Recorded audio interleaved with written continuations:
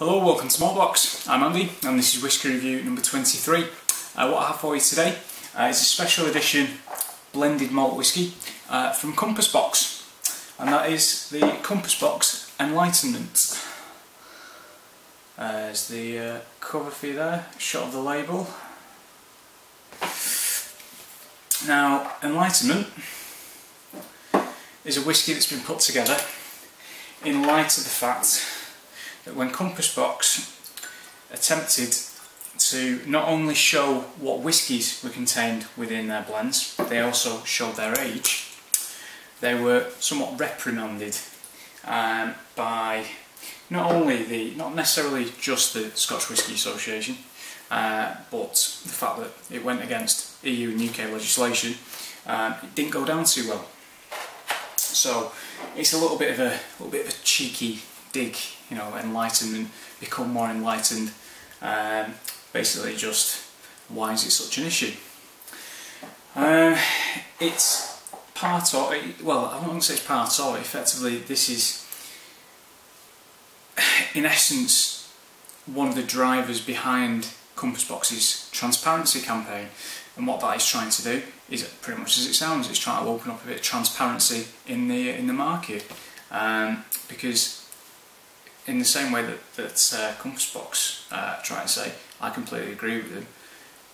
A more informed consumer is a happier consumer. If you know what you're drinking, then I think that is a very, very positive thing. You know what you're paying for. It's not very easy going to work every day to a job that you might not necessarily like. You've got bills to pay, and what you want to do is just sit down with a good whisky, and you want to know what you're drinking. You want to know what you're enjoying.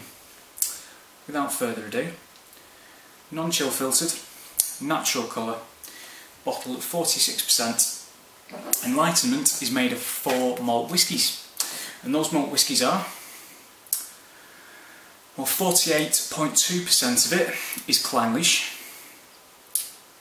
36.7% is Glentuckers, so Speyside, 10.8% is malt whisky from Balblair, do like a good Balblair, and then finally 4.3% is malt whisky from Mortlach. It's a bit of a play on words in the sense that enlightenment, yeah, become more enlightened. Also, it's a lighter style of whisky to sort of like tie in with that. And already you can sort of see that from the colour, very, very light colour there. So, without further ado, let's get nosy.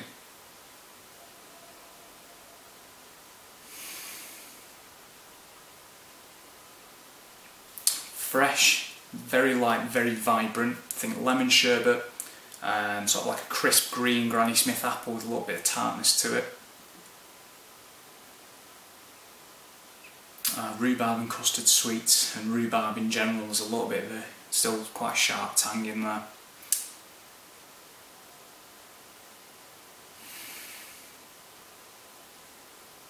It's almost like an almond biscuit or biscotti, like the Italian little coffee biscuits. I'm sure it's almond.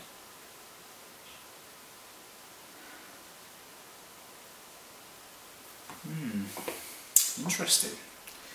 You can certainly see already the different parts that these whiskies are playing. I mean, Balblair, personal favourite of mine. They do tend to have quite honey-led, sweet, light, and in many cases appley type spirit, which I'm sure plays a part in that, even though it's only 10.0%. Clynelish, there is a little waxiness there, but at the moment not too much. Certainly very fruity. Again, there's vanilla there, and a bit of demerara sugar. Now, before I go on to the palate, I just want to kind of say a bit of a transparency related thing of my own as well. I mean, first of all, as you can tell by the sample bottle, this is an official sample that Compass Box have sent me, so firstly, thank you very much to the guys at Compass Box for providing said samples. But I just wanted to tell you guys watching the video that if I ever do use official samples, transparency for myself, that is not an indication I'm going to give them a positive review. I have had samples from companies in the past that have been awful, and I have said as much via Twitter. Recently I took part in a Twitter tasting for the Ancient Reserves, which was William Grant.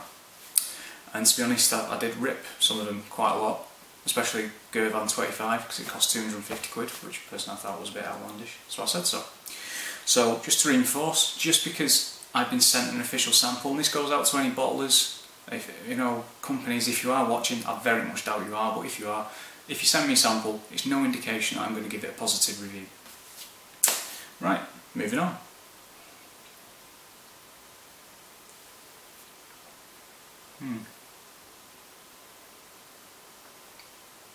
Straight away, oily, a little fizz on the front of the tongue. There's that lemon sherbet again.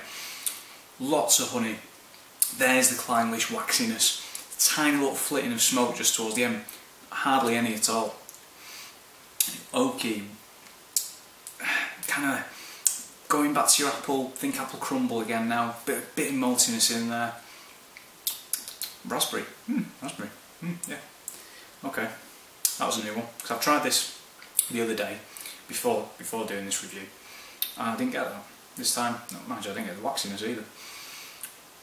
This time it's there. Going in towards the finish, you know the little, I'm going to use my hands, you know the brandy snap basket things that you can get, that you fill up with fruit and things like that. Getting those as well. Well, that's the nose just then. Just a tiny little flit of banana.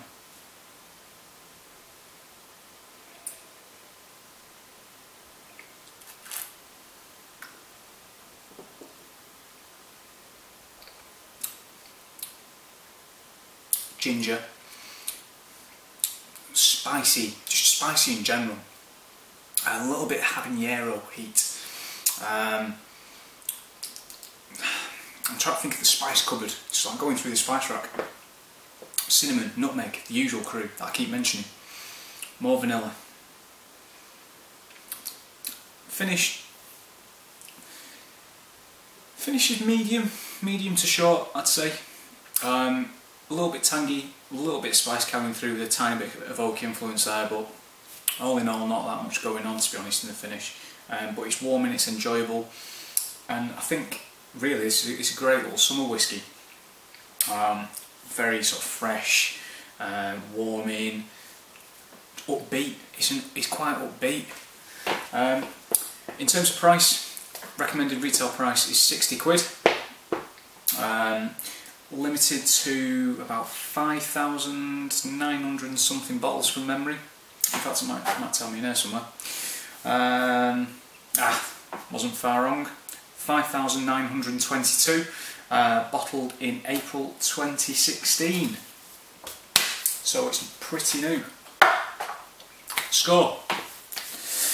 I fully support the campaign. I think it's very important, particularly nowadays with the likes of the amount of no age statement releases that you're seeing former whiskies rebottled in a new guise at the same price, rejigged, younger. Distilleries and bottlers try to pull wool over your eyes in a lot of cases, so I think what they're doing is very important. That aside, the whisky itself, it's light, it's fresh, it's got a lot of things that I like about it. 60 quid. Yeah, I think that's there or thereabouts. Maybe a touch, a little bit over what I'd normally pay for it, because I think Spice Tree is about 40-ish quid to 45 quid. I think I'm going to give this an 87 out of 100, purely because I do really like the sort of lighter style personally, and I think it suits it really well. So on that note, thanks for watching. I'll see you soon.